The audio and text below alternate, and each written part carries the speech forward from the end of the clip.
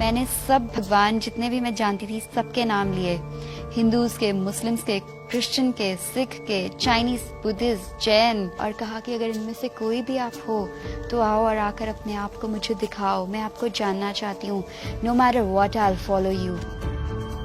ऐसा पहली बार नहीं है कि वंदना कोई जवाब पाने के लिए बेताब है।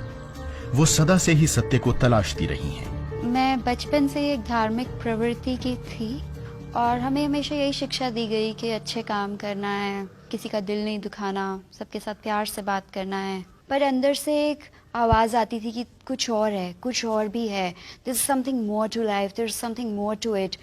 और मेरे अंदर एक सच को जानने की इच्छा थी कि वो सच क्या है।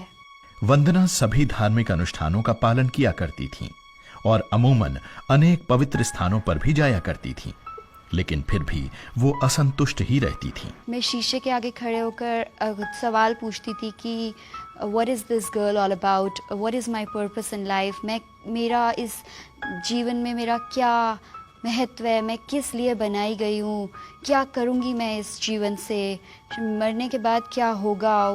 रात को जब घर में हर कोई सो जाता था तो वंदना अपने सृजनकर्ता को गुहार लगाया करती थी। तो जब मेरे घर में सब सो जाते थे तो रात को 12-1 बजे के टाइम पर मैं मंदिर में जाकर बैठ जाती थी और वहाँ बहुत से तस्वीरें होती थी, बहुत से देवी देवता होते थे जिनको मैं पूजा करती थी। और मैं बोलती थी कि आज आप मुझसे मिलें प्रभु, आज आप मुझसे मिलें परमेश्वर, अपने दर्शन दें मुझे, आए मेरे सपने में आए। लेकिन उनके मन में खालीपन बना ही रहता था। हर इंसान के अंदर एक ऐसा दर्द होता है कि वो अपने क्रिएटर को जानना चाहता है, पहचानना चाहता है। I always use to question that there can never be a different god for a different country, there has to be one supreme power.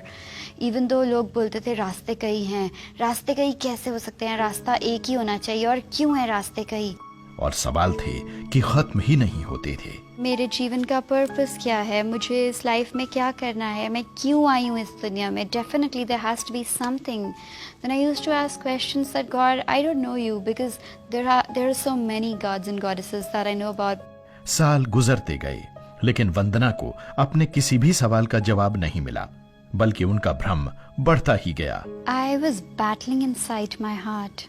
I was going through a struggle. मैं question पूछ रही थी life के बारे में, जीवन के बारे में। भगवान कौन है, परमेश्वर कौन है, वो प्रभु कौन है। अगर वो है तो कोई वो एक है, वो इतने सारे नहीं हैं, वो इतनी सारी चीज़ों में नहीं है, वो क्रिएशन में नहीं है, वो क्रिएटर है। एक रात जब वंदना अपने बिस्तर पर अकेली और हताश सी बैठी थी तो उनके सवालों ने उन्हें बुरी तरह घेर लिया। असली भगवान कौन है, that god come and reveal yourself to me, कि आप आएँ और आकर मुझे अपने आप को दिखाएं, मैं आपको जानना चाहती हूँ, मैं आपको देखना चाहती हूँ। मैंने सब भगवान जितने भी मैं जानती थी सबके नाम लिए, हिंदूज के, मुस्लिम्स के, क्रिश्चियन के, सिख के, चाइनीज, बुद्धिस्ट, जैन, और कहा कि अगर इनमें से कोई भी आप हो तो आओ और आकर अपने आप को मुझे दिखाओ, मैं आपको जानना चाहती हूँ। No matter what I will follow you. और फिर अचानक कुछ ऐसा हुआ जिसकी उन्हें उम्मीद ही नहीं थी। और जैसे ही मैंने अपनी आंखों को बंद किया, to my surprise I saw a big burning blazing cross on fire. That is all I saw. And when I saw that cross, there was something so pure and holy about that cross. तो मुझे लगा वो मुझे अपनी तरफ खींच रहा है, मुझे लगा उसमें कुछ प्योरिटी है, उसमें कुछ होलीनेस है, उसमें कुछ ऐसी चीज है जो मुझे अपनी तरफ बुला रही है और मुझे कह रही है मैं ही सत्य हूँ। उसके अगले दिन वंदना को एक फोन आया जिसकी उन्हें कतई कोई उम्मीद नहीं थी। ये फोन उनके स्कूल के एक मित्र का था जो एक ईसाई था। 2.5 साल के बाद एग्जैक्टली उस दिन जिस दिन मुझे क्रॉस दिखता है, अगले दिन शाम को इस दोस्त का फोन आता है और मैं महसूस कर पाती हूँ कि कुछ बात है जिसके लिए इसका फोन आया है, कुछ सुपरनैचुरल चीज है जो चल रही है मेरी लाइफ में, जिसलिए कल रात को मुझे क्रॉस दिखा। और आज के दिन परमेश्वर ने कुछ ऐसा किया कि इस क्रिश्चियन फ्रेंड का कॉल आया। मैंने उन्हें बताया विदुष ऐसा ऐसा हुआ कल मेरे साथ और मुझे नहीं पता कि मैं क्या करूं। तो उन्होंने मुझे यही बताया कि Vandana, God is knocking at your heart's door and you are not letting him come in. मतलब परमेश्वर तुम्हारे हार्ट के दरवाजे पर दस्तक दे रहे हैं और तुम उन्हें अंदर नहीं आने दे रहे हो। और मुझे ये बात बहुत अच्छी लगी। मुझे लगा कि कोई है जो मुझसे इतना प्यार करता है, जो मुझे बुला रहा है और मैं खुद उसके लिए दरवाज़ा बंद कर रही हूँ और मैं उसे आने नहीं दे रही हूँ। वंदना जानती थीं कि वो अपने हृदय में जो कुछ भी महसूस कर रही हैं, वो महज एक इत्तेफाक नहीं है।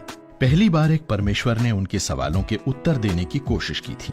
अब उन्हें इस परमेश्वर के बारे में और जानने की इच्छा हुई और उन्होंने बाइबल पढ़नी शुरू कर दी। और मुझे ऐसा लगा कि ये बुक किधर थी, इतने सालों से ये कहाँ खोई हुई थी, क्योंकि इसमें इतनी सच्चाई थी कि जहाँ मुझे ज़रूरत है, ये बिल्कुल उसी ज़रूरत की घड़ी में मुझसे वही बातें कर रही है। आज वंदना कॉरपोरेट सेक्टर में एक कामयाब करियर रखती हैं और जिस खूबसूरत सत्य को उन्होंने खोजा है, उसे अपने आसपास के लोगों के साथ बांटने का कोई भी अवसर गंवाती नहीं है। मेरी यही कोशिश होती है कि जो चीज़ मुझे दी है परमेश्वर ने, वो मैं दूसरों को दूं, क्योंकि मेरे पास कुछ सुंदर है, कुछ इतना अच्छा है जो मुझे हमेशा खुश रखता है।